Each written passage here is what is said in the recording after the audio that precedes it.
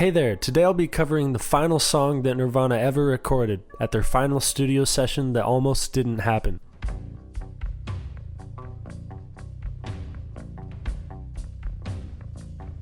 By 1994, Nirvana were in a rough state. Make no mistake, musically they were tighter than ever. In shows from January and February of that year, we can see a well-oiled machine operating, with new life breathed into the group by the addition of a second guitarist in punk royalty Pat Smear. But the interpersonal dynamic of the band was strained. Kurt was struggling with a lot of issues in his life by that point, but on top of the addiction, stress from touring, marital problems, and legal paranoia, there's likely a lot that happened in 1994 that we don't know about. In a 2009 interview with Louder, Dave Grohl said about Kurt's death, quote, "The time leading up to that, I can't talk a lot about it. I can't talk about it too much because a lot of fucked up shit went down that nobody knows about. Chris and I have always kept quiet about a lot of what happened because it's a personal issue." End quote.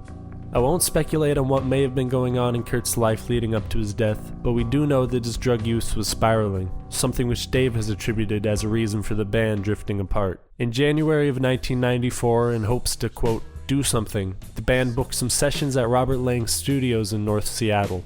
The band had not played together for almost 3 weeks since the last show of their In Utero West Coast tour. The sessions were in the spirit of just doing something, booking some studio time and seeing what comes of it, Dave calling the session Fly By Night.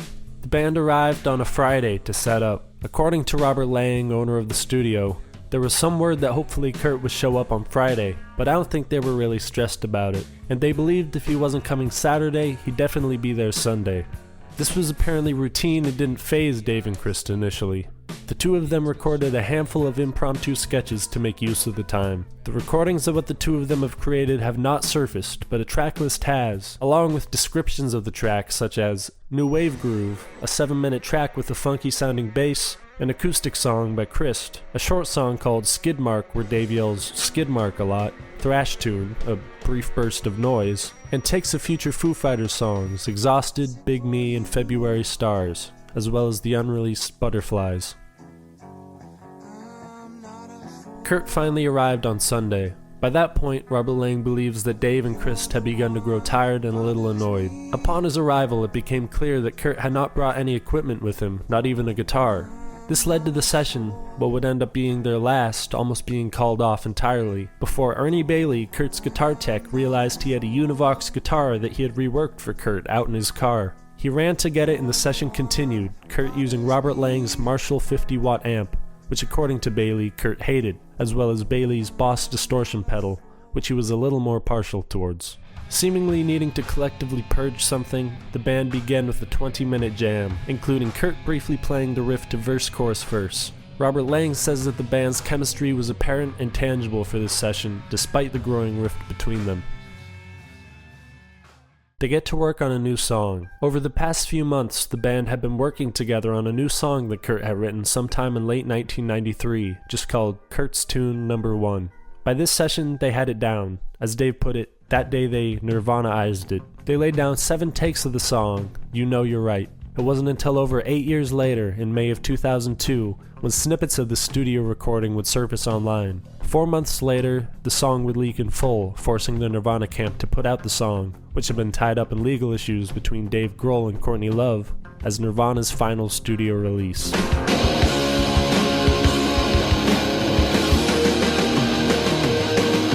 But this is not a video about You Know You're Right, because the story of that night doesn't end there.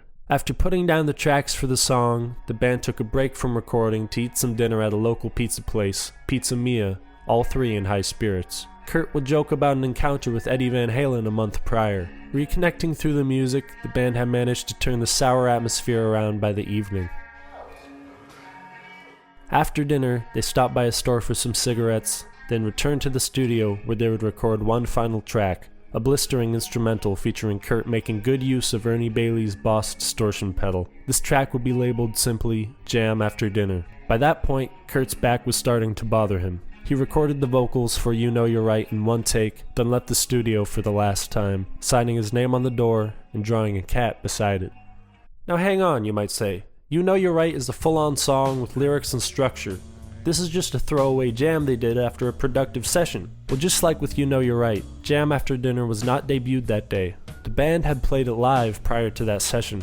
In a performance from December 29, 1993, just a month before, after finishing a set at the San Diego Sports Arena, the band ended with a lengthy jam on the song, this time with Kurt singing, or more accurately, screaming lyrics over a wash of aggression from the instruments. If we take the vocals from this performance and lay them over the instrumental take of the song they did at Robert Lang's studios, we can hear how this final song of Nirvana might sound. Others have done it before me, but this is my attempt at it. I tried to make it sound as natural as possible.